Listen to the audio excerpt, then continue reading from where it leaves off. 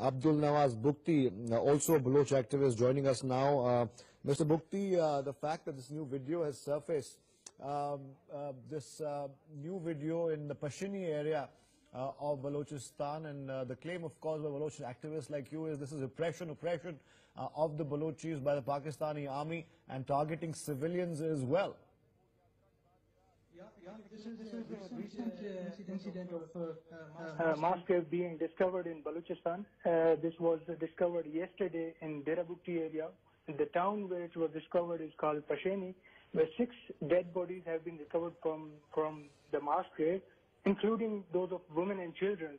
They were only identified by their clothes, and their real identity, the names and so on, are still not ascertained yet, but from the long hair and from their clothes, they were identified as women and children. And also, in the same area yesterday, Pakistani forces killed a complete family, like the man, his wife, and his son, among 4 people, and abducted dozens of more people. At the same time, they were killing in the south of Balochistan, in Avaran district, they were killing innocent civilians. 4 of the dead bodies have been shifted to a hospital. Their identities are still unknown, but we are sure that these are those people, the civilians and the political activists that have been going missing and being abducted by the Pakistani security forces. All right, Mr. Bugti, stay on with us. We seem to be having some technical difficulties with Huran Baloch's connection there. But let me go back to Abdul Nawaz Bugti. Mr. Bugti, we are, like I mentioned before, Baloch activists and of course the government in exile, as they claim themselves to be, will take this again to the International Court at The Hague. And do you have concrete evidence to provide to the court at The Hague that these were completely innocent civilians who had nothing to do with any militant activity or any armed activity against the Pakistani army? Because as you know better than I do, the Pakistani army is going to claim that. Of course, we do have evidence, such as these videos. We have a lot of such videos, and we have a complete list of the victims that have gone missing and later turn up dead, and their bullet-riddled dead bodies have been discovered. We have a record of political activists who have been on the record democratically struggling and for their rights, and they have been going missing, and their bullet-riddled bodies have been recovering days or months or maybe sometimes even years after their abductions. So we have records and videos and evidences of those whole incidents. Well, as far as the Pakistani establishment and authorities are concerned, Mr. Bugti, they of course have been steadfastly maintaining that they of course are doing, in fact, undertaking operations against what they call are extremists. Now, would you for once and for all try and de-link from that this is a democratic uprising in Pakistan and this is a democratically guided movement, so to say, as far as the Balochis are concerned? Definitely, we have given a simple solution to this concern or whatever the Pakistani claims are.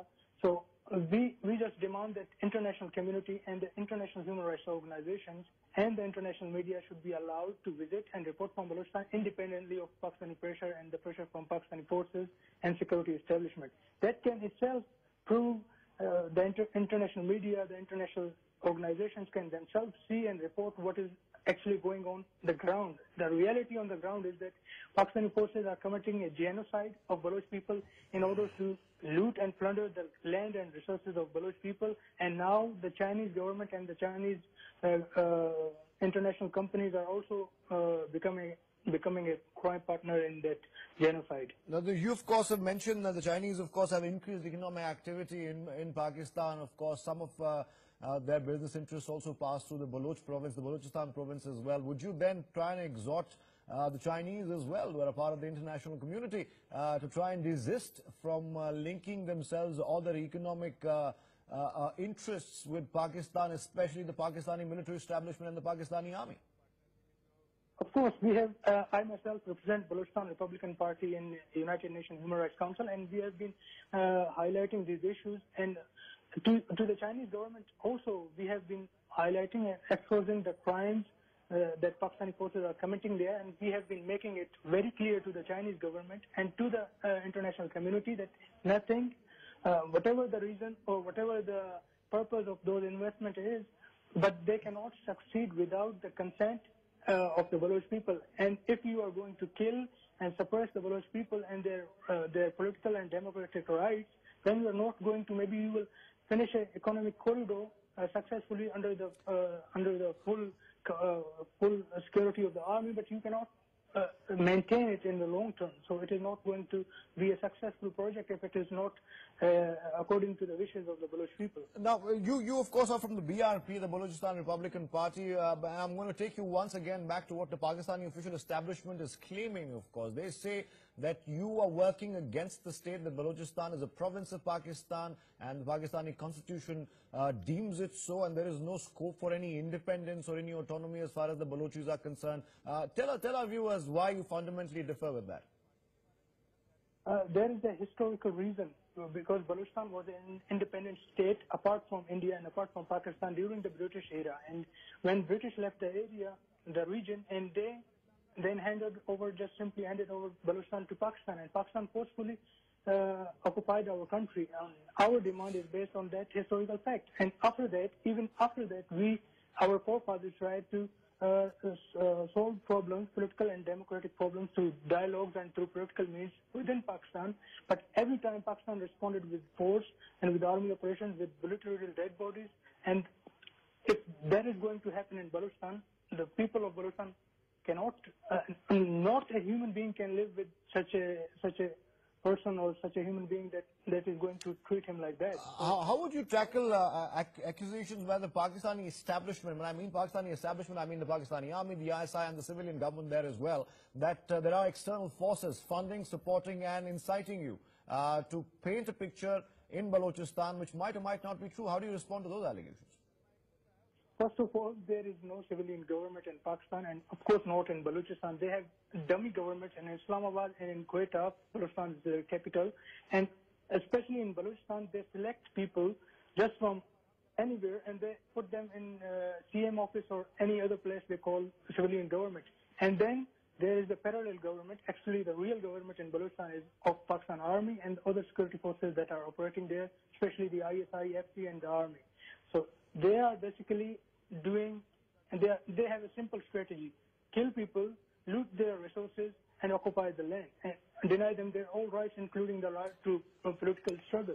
So that is what's going on in Balochistan for the last 50 years. All right, so you're suggesting that there are some sort of special powers to the armed forces that have been given in Balochistan, and those are inimical really to any political or democratic activity, and these special powers is what gives the Pakistani army powers to kill people and then get away with it.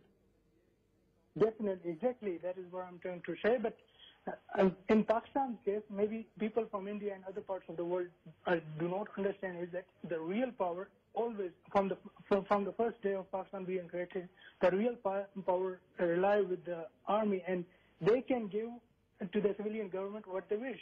And in Islamabad as well, we have nothing to do with Islamabad and what kind of government is in Pakistan. But then, to prove the fact and prove the argument that I'm trying to make is that army is the real force in Pakistan, whether it is in Islamabad or in Balochistan. And in Balochistan, they have only a dummy civilian government that has been elected in 2013 with 3% of vote. 97% of the people of Balochistan boycotted the so-called democratic elections of Pakistan in 2013. All right, so Abdul Nawaz Bugti there, the Baloch spokesperson of the Baloch Republican Party, saying that special powers given to the Pakistani army is the real cause, consequence really, of terrible genocide that happens in the civilian population because of the special powers given to the army in Balochistan. Thank you, Mr. Bugti, for joining us.